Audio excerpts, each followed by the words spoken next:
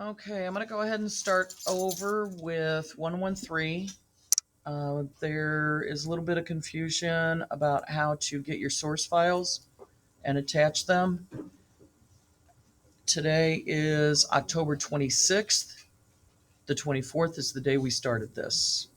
So everyone should have these 6 media files.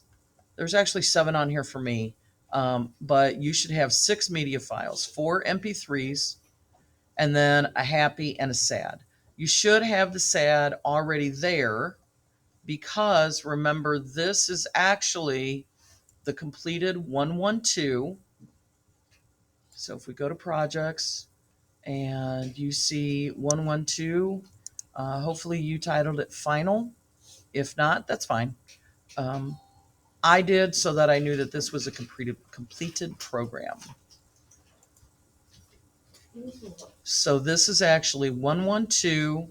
You have to save this file. You have to go to projects and you have to go to first save it. Then you go back to projects and you go save project as. Change that 112 to 113 and then erase the word copy at the end of that.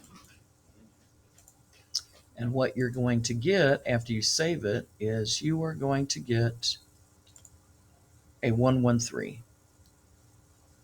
And we're going to start with that. Number 7 in the 113 instructions is your source files. You're going to click source file. If you're on a desktop, it's going to download it up here. If you're on a Chromebook, it's going to download it down here. Now, these instructions are for a desktop. You're going to open your file, and it may open on the home page. You're going to look for this tab that's pink, and it says extract. You're going to click that extract, and then you're going to see a tab over a folder over here with instructions that says extract all. You're going to click that, extract all. My recommendation is click browse, either save it to pictures if you're on a desktop. If you are on your Chromebook, create a folder. It says right here, new folder. So you're going to go to documents. You're going to click documents. You're going to click new folder. You're going to title that new folder CSE for this class. And then you're going to click select folder. When you get this screen back, make sure at the very end of the address, this is a destination address, that it says CSE or it says pictures, wherever it is that you want to save the files to. Make sure it's convenient for you so you know where to go look. And then you click extract. I already have them in there. So you would just say, it would give you this, you would get some kind of monitor, and then it's going to open up and it's going to have all the files there that are in that source file kit. The files that we're worried about are the MP3s that say bottom, left, right, top, happy, and sad. If you want, you can just minimize this.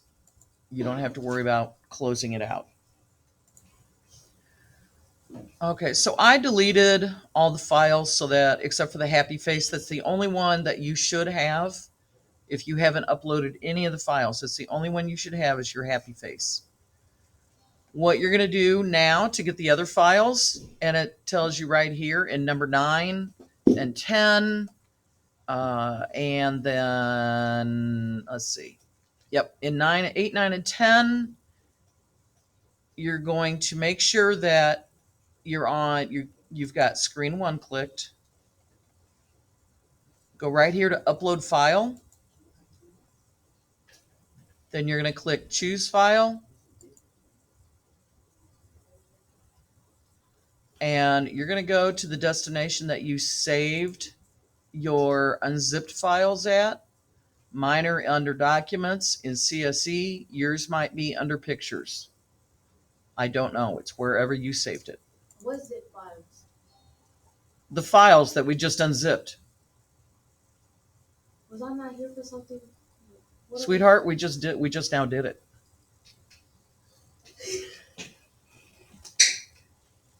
Miss Williams. I'm confused. Honey.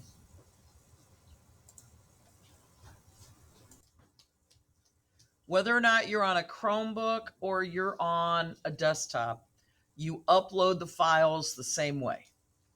So you click upload down here in media. You click choose file.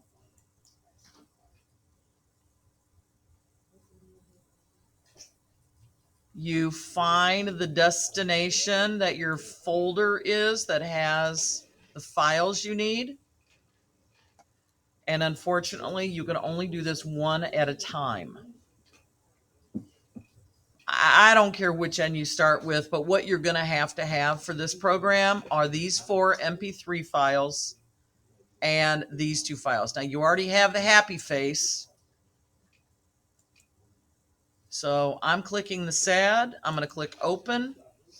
It's going to tell me that it has a sad.png. That a PNG is a picture file. And you're going to click OK. And now you see it show up down here.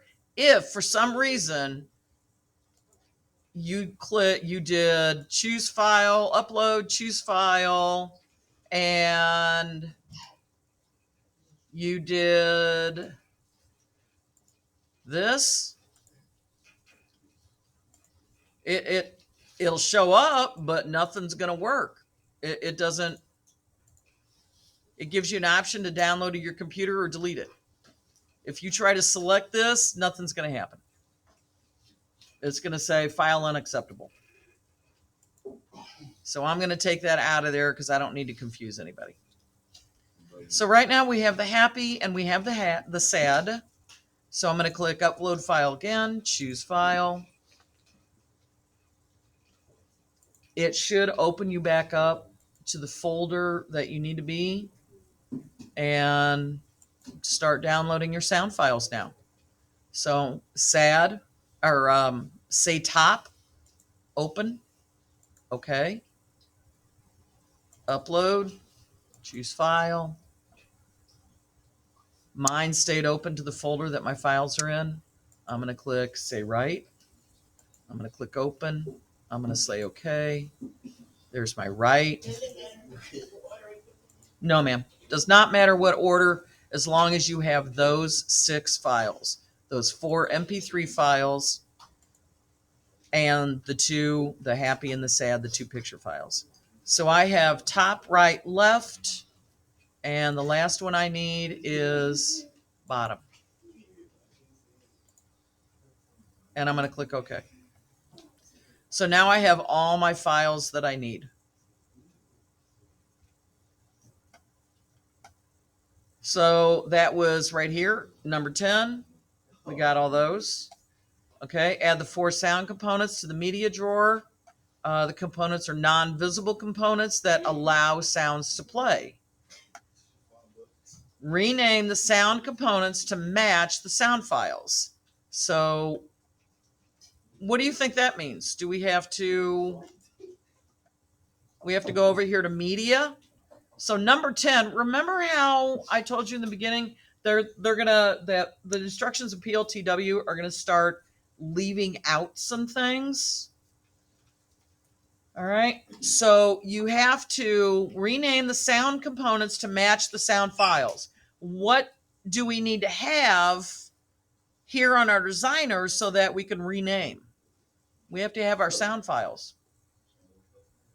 So over here in palette, you're going to click sound and you're going to do 1, 2, 3, 4. Sound 1. Doesn't make a difference what it is. Uh, generally I will name my sound files in the order that I uploaded them. So you make sure you click a sound file, you click rename. The old name was sound one, so I'm going to make this one top.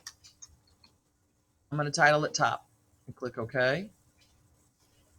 And then I'm going to click sound two, rename, bottom, sound three, rename, left, sound four, rename, right. So now I have a top, bottom, left, and right.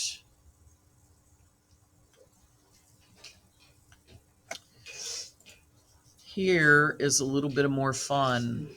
So I'm going to wait until you guys get these renamed. I'm going to pause the video. All right, now we're going to come over and we have to make sure that our sound files have sound with them. I don't care if you start at the bottom and work your way up or start at the top and work your way down in your list. I don't care. So click a sound file. You have to click this source.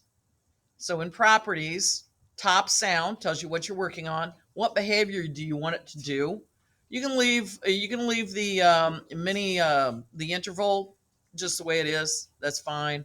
So this is why it's very important to name your sound files before, and this goes for any file. Name your component before you start adding things to that component. It just makes it easier to be organized. Okay. So we're going to go to top.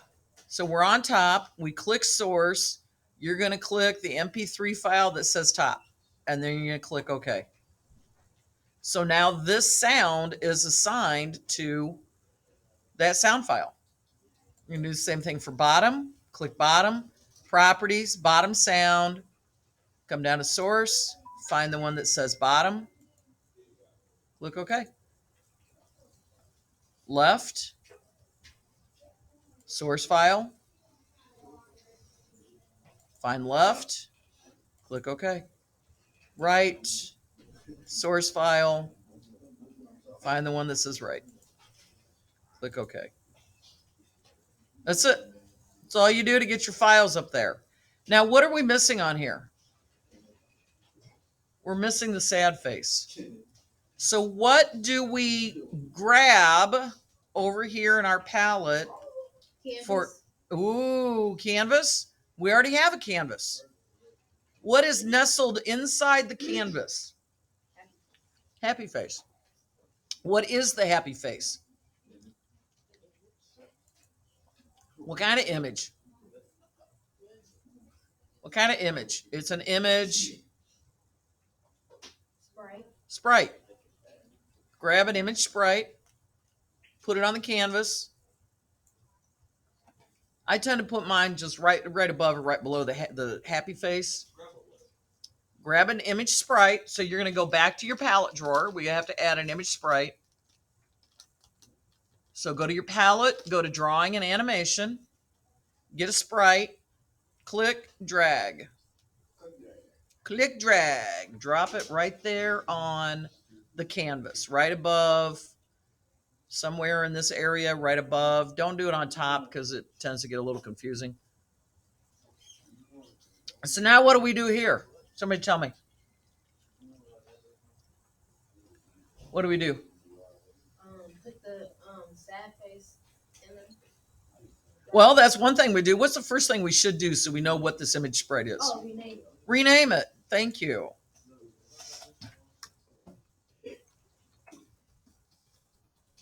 Sad face. Sad face. Yep. So we have a happy face, we have a sad face. Now, while sad face is clicked over here and it's highlighted green, you're going to come over here to properties. Make sure it says image sprite. And this will change. So the minute you click out of here and you save it, This should end up saying sad face. You're going to click picture. You're going to click sad.png and you're going to click OK.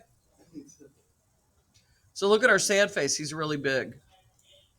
He needs to be the same size as our happy face here. All right. So what did we? If you can't remember and what we sized the happy face to, you can just very quickly click over here. So width and height and width, we did 50 pixels by 50 pixels. So click on the sad face, height, click there, type 50 in the pixels, click in the pixel square, the blank, and click OK. Width, same thing. Click in the width, click in the pixels, the blank in front of the word pixels, type 50. Click OK. So now we have our happy and our sad.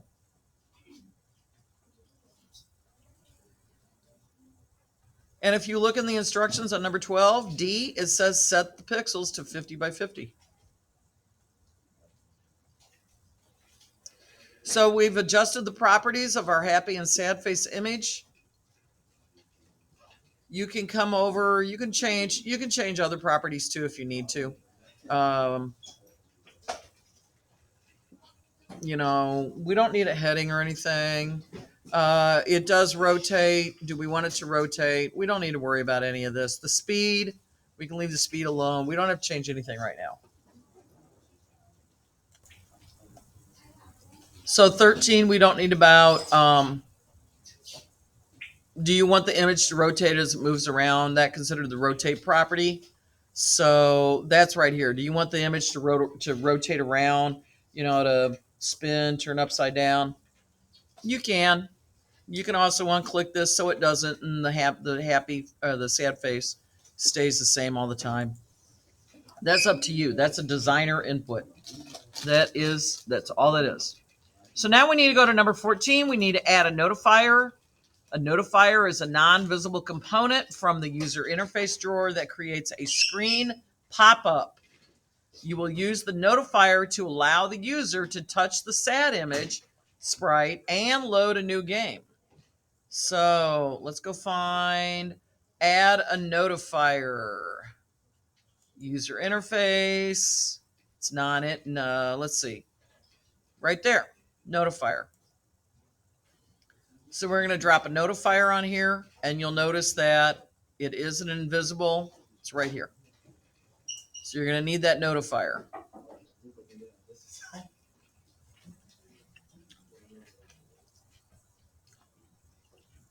That notifier is going to be connected to your sad face when we get into the coding. So while somebody's playing the game, if they lose and they hit the walls, that immediately shuts off the game. You have to code it that way though. And then if they want to play again to try to balance it, play the game, then they have to click, a message will come up, a notifier will come up and say, click the sad face to play again. Okay? So that's what that notifier is going to do. And it says it right here in number 14. So the notifier allows the user to touch the sad image sprite and load a new game. So add a label. We need to add a label referred to as replay label. So we need to add a label referred to as replay label. And I'm going to copy and paste. Okay.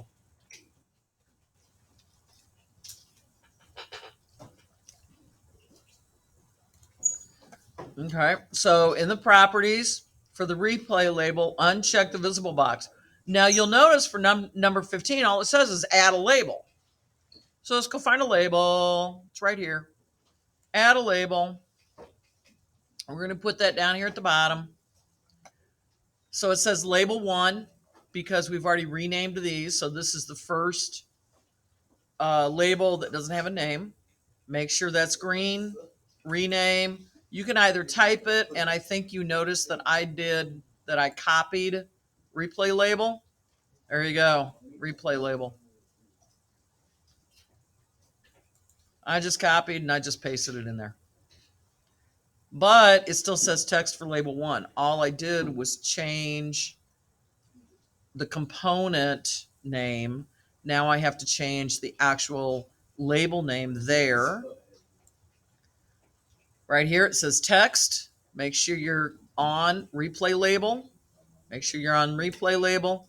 And if you have to, scroll down till you find text and then delete all that out. Again, I'm just copying and pasted.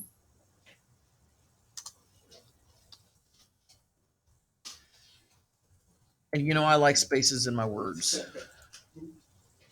Replay label. Oh, where'd my label go? Where'd my L go? I deleted it accidentally. There we go. Replay label. Okay, number 16. Set up the design of your user interface that you think will work best. This is just an example. Just an example. Okay. Now, they don't have their labels on here. I do. Boolean statements. This is the next section. Boolean statements. I want to get through this as far as I can. So now that your basic design is set up, so you have it the way you're looking, it says balance challenge for the screen name. Remember, you click screen and you come down here. Where to go? Where'd my rename go? Right here. Title, balance challenge with the class, with the lesson number in it. I have my sad and my happy. I have my location label. I have my accelerometer label. I have my new replay label. I have my top, bottom, left, and right sound. And I have my notifier. So I'm pretty sure that I'm probably have everything on my designer view that I need. We supposed to change that to balance challenge? Yes. So the question was, do you need to change the screen name to balance challenge? Yes, that's the name of this lesson and activity is balance challenge 113.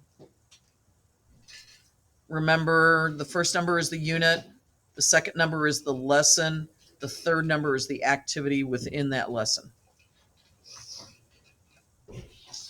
Okay, so a Boolean statement, this is one of your vocabulary words.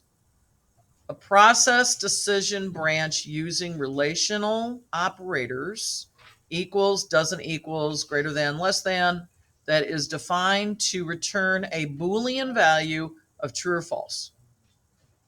So you're using Boolean it's a math function, true or false, yes or no, and zeros and ones.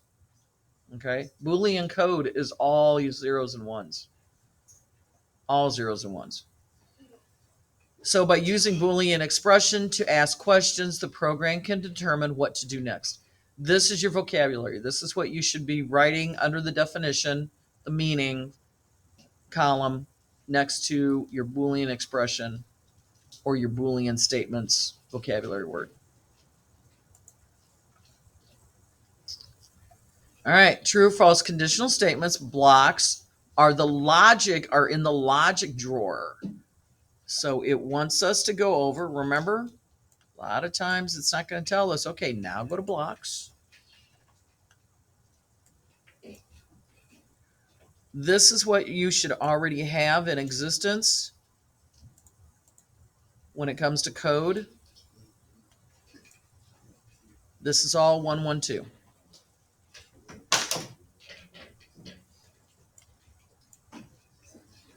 So, la la la la la. True and false conditional statement blocks are in the logic drawer right here. The statement gives the computer a Boolean statement of logic about how the program should behave. You will find 4 block examples of Boolean logic operators in the logic drawer. Not, equal to, and or. These allow you to check multiple conditions at the same time, such as if it is after 5 p.m. and people are hungry, then eat dinner.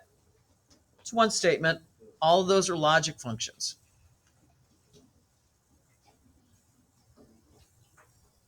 La da da da. Uh, and yeah, you're going to learn more about these operators as we go on, and we compare values in this activity and in others. Okay, so there's your logic drawer. Click the screen one component in the blocks palette. Da, da, da. Screen one.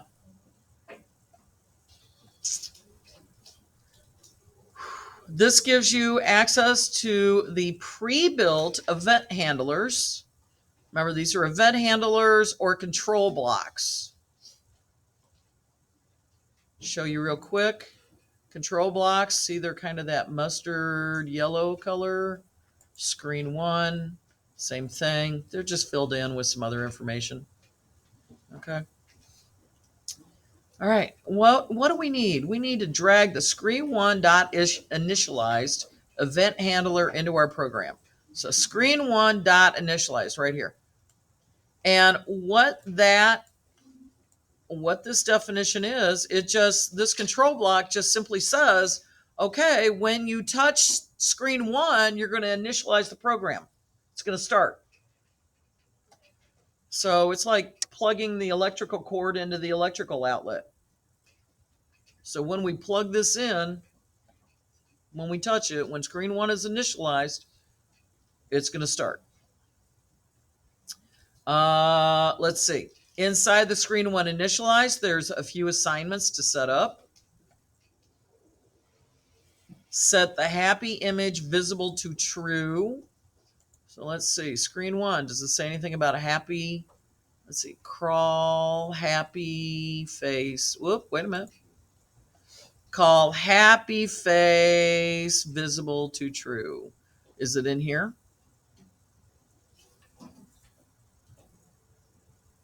Where do I find it? Somebody tell me. Where do I find this right here?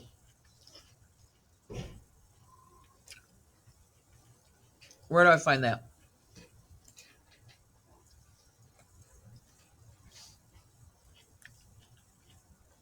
It gives you a clue right here.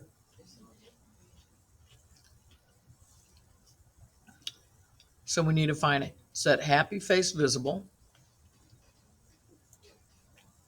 Oh, it's not going to hold it in there because we don't have a math block in there yet. So we go back to our logic and we grab a true.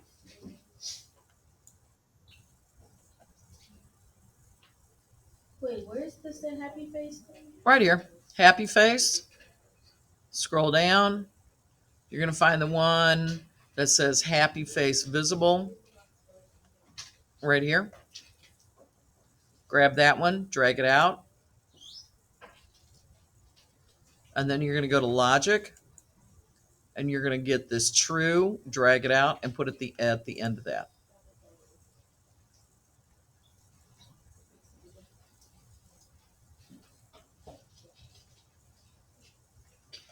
So now we have to do the same thing, but we have to do it to the sad image. Sad face. Sad face visible. And we have to set that one to false. We have to set this one to false. We go back to logic. We get false.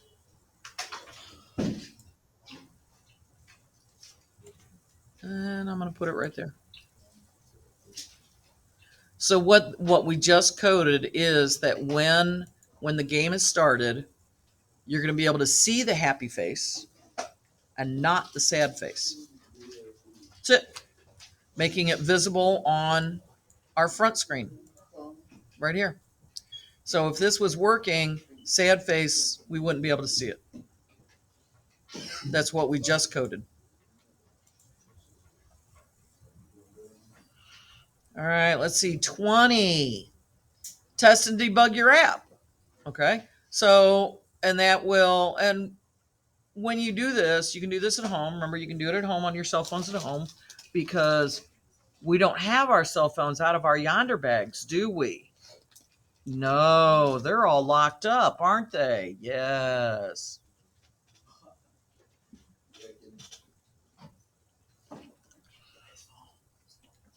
So test and debug.